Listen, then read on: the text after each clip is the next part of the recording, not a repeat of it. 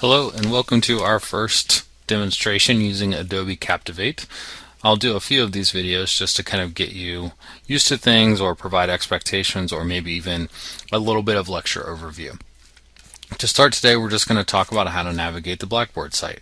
So this is the home page of our course website, and you can see here is the course calendar, which provides you with an overview of deadlines, what's due, what's coming up, so that you can stay informed. And then I'll also add here announcements at the top of the page. So I posted the first Facebook prompt on our course Facebook page, which we'll talk about in just a second, and I put that here as well so that you'll see that. I'd encourage you to start with this orientation to the course. Make sure that you get familiar with expectations, get to know me a little bit, and kind of where we're going in the class. So if you click on the About Me button, then you will see a course website that I built that just gives you some information about me and who I am. In my individual face-to-face classes, it's very important for me to get to know my students, for my students to get to know me. So what I've done here is try and replicate maybe what I would say about myself on the first day of class. So you can kind of walk through this and see a little bit of information about me. If you'd like to follow me on Twitter, I am at Aaron Nolan JMU.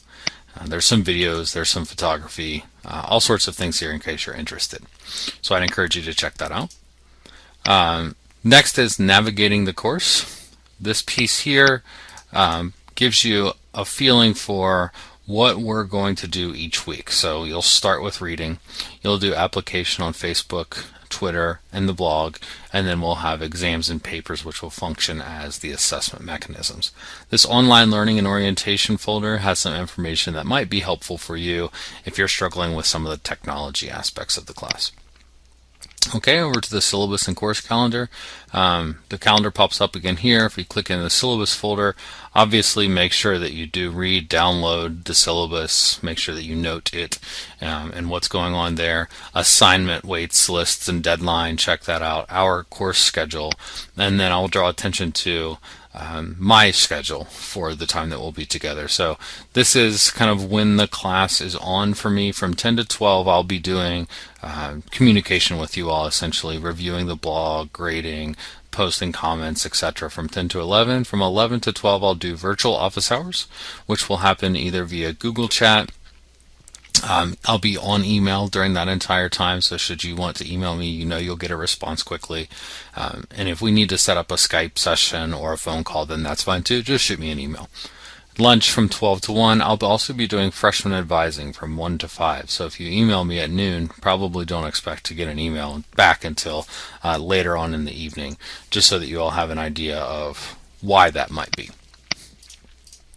All right. Rubrics and assignments, obviously very important to know the types of assignments that we'll be doing in the class. So Facebook, blog, Persuader's essay, those 3 assignments are already there and posted for you.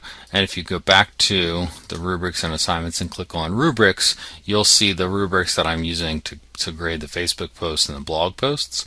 So make sure that you do actually go and look at those. Otherwise, you don't want to put up a 2-sentence Facebook post and expect to get full credit for that, because that's not going to happen. So make sure you check that out. And then I've also created a document here with some compilations of other blog posting advice that you might just want to follow. Okay, so that's the orientation to the course. We'll move on to social media. In my class, I'm very big on discussion, and so replicating that in the online environment is very important to me. So we're going to take our class discussion on social media. You've already received emails from me about the Facebook page, but in case you haven't taken a look at it, here it is. We did already 2 truths and a lie, and hopefully all of us will do that in the next couple of hours here to get that done. But I will also put a prompt each at the Sunday night or Monday morning for what's expected for you to discuss at the beginning of the week. And remember, you're expected to do 1 post, which would be your original post first. So for this example, your definition, and then a couple of responses as well. And I'll give you a few opportunities throughout the week to do that. Feel free to share anything that you come up with here. Post here as much as you want to. This is our classroom discussion, so please do use it as such. our blog, which I will do another demonstration on how to actually go about doing it, how to create one, how to create a post, etc. And I'll give you all the login information that you need, is here. And I've also posted an example of what I think a good blog post is.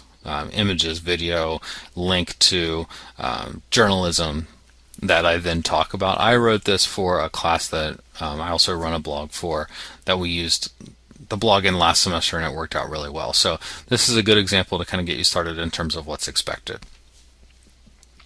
And lastly, we have I've created a hashtag Twitter feed, which is not showing up now because there's really probably not been anybody that's actually tweeted yet, but should there be, here it is, something that had happened 2 days ago. So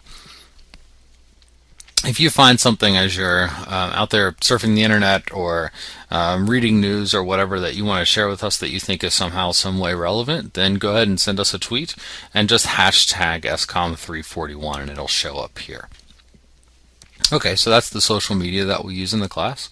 And the last thing that I want to discuss is the weekly modules. So this kind of goes back to what I was talking about up here, which is each week you'll do reading, you'll do your blogs, your Facebook, and then you'll do an exam or a paper. So under reading guides and lecture materials, and this is the same way throughout weeks 1, 2, 3, and 4, if you click on that, you'll find a reading guide for each of the readings that are assigned that week. It's very important to note that these reading guides contain the content that you're responsible for. You are not responsible for anything else in the Herrick Chapter 1 section except for what's on this study guide. So if there's 60 pages but only 30 pages of stuff from the study guide or from the reading guide, then that's all that you actually need to pay attention to. So that should help to trim down and really focus your reading, and it also gives you a feel for what I think is important from each of the readings that we're doing. These reading guides also form your study guides for your exam. So your exams will not have anything on them that's not on these reading guides. So if you go back into week 1, then you have your additional readings, anything else. So if it's not in the Perloff textbook, then it'll be uploaded under additional readings. So the Herrick reading is right there. And then week 1 assignments. Your Facebook, your blog, and your exam. All exams are due. They'll be up on Thursday and they'll come down on Sunday. So they'll be up Thursday morning, they'll come down Sunday at the end of the day. So 11:59, essentially midnight. Okay, that ends our course welcome in terms of navigating Blackboard. I hope that helps. But if not, please do not hesitate to let me know.